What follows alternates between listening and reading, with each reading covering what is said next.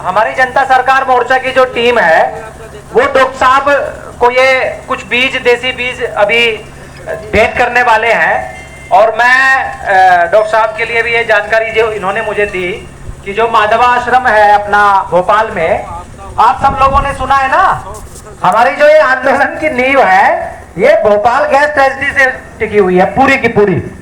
क्योंकि राजीव भाई का जो उदय हुआ है वो भोपाल गैस ट्रेजेडी के बाद जो उन्होंने फिर स्टडी किया कि वो 18,000 लोग मरे थे वहां गैस लीक के कारण। यूनियन कार्बाइड नाम की एक कंपनी थी जिसने वो गैस लीक कर दी थी वहां। इसको ध्यान से सुनना आप, गैस लीक कर दी थी यूनियन कार्बाइड ने। उन्होंने जब उस पर स्टडी किया तो पता लगा कि यूनियन कार्बाइड नाम की एक कंपनी ने एक बायो वेपन को टेस्ट करने के लिए कि ये कितना मारक क्षमता वाला है, कितनी दूर तक इसका प्रभाव है, उस पर भारत में टेस्टिंग करी। तो उस पता लगा कि 18 से 20,000 लोग जो रात को सोए थे सुबह उठे नहीं, उस गैस के प्रभाव में लोग मर गए। और कितने लोग आजीवन के लिए विकलांग हो गए।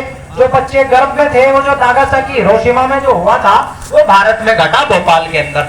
लेकिन वहां 2 परिवार बचे थे जो रिकॉर्डेड है, भारत सरकार ने उस पर स्टडी की, पूरी दुनिया ने उन परिवारों के ऊपर स्टडी किया था कि ये इतनी खतरनाक गैस में 2 परिवार बच कैसे गए। क्यों? क्योंकि वो गाय के गोबर के कंडे से डेली प्रतिदिन अग्निहोत्र करते थे।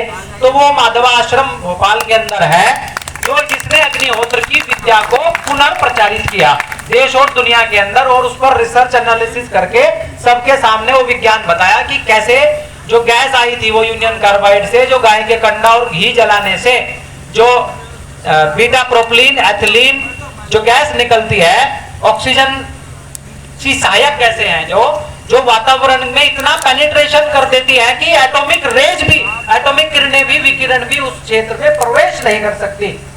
तो वो वहां प्रैक्टिकल दिखाया। तो इन्होंने मुझे बताया, क्या बताया कि वो दीदी जो वहां हेड है कि वो जब इन्होंने आपके बारे में उनको बताया तो दीदी ने इनको कहा, ये खुद बताएंगे उस बात को कि क्या कहा इनको। मैं पहले अपना परिचय दे दूं।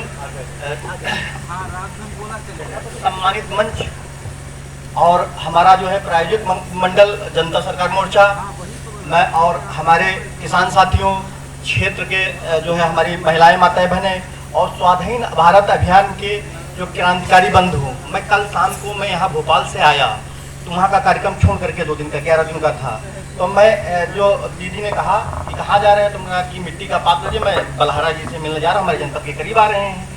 तो कहा बलहारा जी के बारे में मैं भी सुना, वो अंतर्राष्ट्रीय ख्यात लब्ध लेकिन 193 देशों में अग्निहोत्र कृषि का उनका पेटेंट चल रहा है। तो हमने कहा कि मैंने भी बहुत सुना है, तो आप हमारी ये तांबे की किट ले जाकर के उनको दीजिए, पूरा सेट है, 2,000 रुपये की उनके यहाँ आती है। तो उन्होंने कहा 10,000 लोगों को बिता करके फिर हमसे मिले कि 10 मिनट के लिए, और ये किट दिया उन्होंने स्वयं कि बलहारा जी को दीजिए जाकर के। और क्योंकि बलहारा जी से थोड़ा सा परिचय मैं देना चाहूँगा अपना। मैं श्वेतांग त्रिपाठी और गांजर सीतापुर, गांजर लखीमपुर में कुछ भाग भी है, बहराइच में विभाग है और सीतापुर में विभाग है। सीतापुर के 4 ब्लॉक रामपुर, मथुरा, रेवसा, बेहटा, सकरन को गांजर कहा जाता है। यानी घाघरा सारदा का संगम, चौका नदी, केवानी नदी 100 नालों से और 100 झीलों से आच्छादित क्षेत्र है, यानी एबुडांस।